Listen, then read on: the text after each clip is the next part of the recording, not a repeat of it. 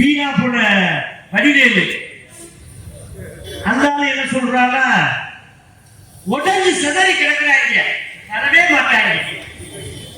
டேய் நாங்க இன்னைக்கு அடிச்சுக்கிடுவோம், எங்க பங்காளி சட்டை நாளைக்கு முடிச்சுட்டு நாங்க ஒண்ணு சேர்த்துக்குவோம். நீ யாரு? நீ எப்ப வந்து ஏடிஎம்கே பேசுறீங்களோ அப்பவே நாங்க ஜெயிச்சுட்டோம்டா. நீ ஆபகுலத்தை வேண்டாம், ஆபகுலத்தை கட்சி. நாங்க வந்து அழகான கட்சி.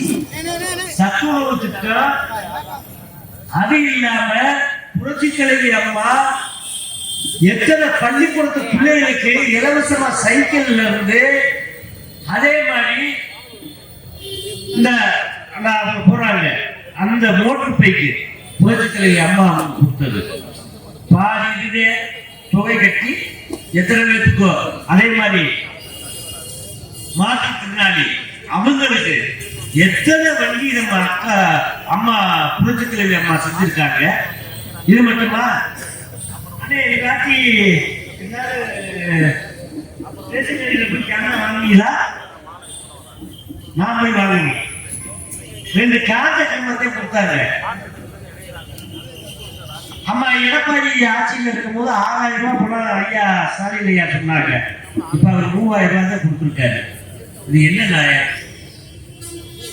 ஏன்னா மாமியா உடைச்சா மண்சட்டி, மரும உடைச்சா புண்சட்டி. அது மாதிரி நம்மளை எப்பவுமே ஏத்தி விட்டு இன்னைக்கு எடப்பாடி ஆரம்பிச்சிருக்காரு.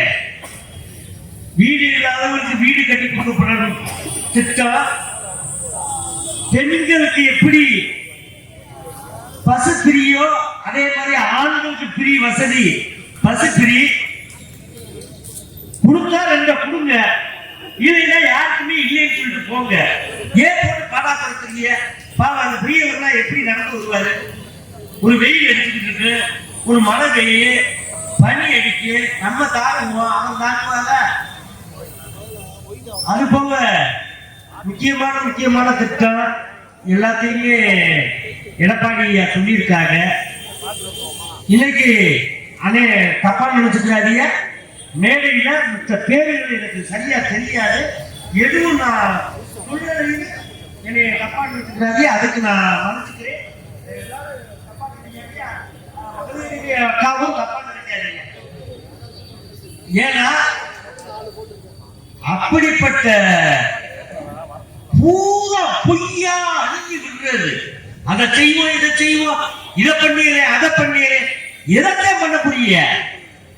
ஏன் ஐயா எடப்பாடி முதல்வராக இருக்கும் போது 21 சேனலை கொடுத்தாரு. 21 சேனல்.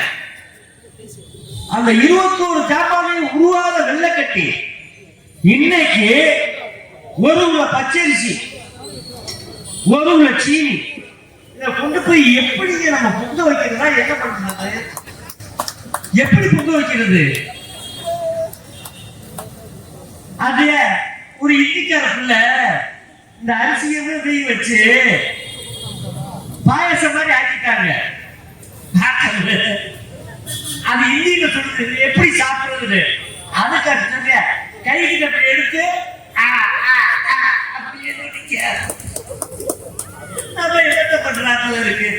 செய்திகளை உடனுக்குடன் தெரிந்து கொள்ள கீழ்கண்ட கேபிள் மற்றும் டிடிஎச் நெட்வொர்க்குகளில் எம்நாடு செய்தி தொலைக்காட்சியை காணுங்கள். பாதகம் செய்பவரை கண்டால் நாம் பயம் கொள்ளலாகாது பாப்பா. மோதி மிதித்துவிடு பாப்பா, அவர் முகத்தில் உமிழ்ந்துவிடு பாப்பா. அண்மை செய்திகளை உடனுக்குடன் தெரிந்து கொள்ள இணைந்திருங்கள் எம்நாடு தொலைக்காட்சியுடன்.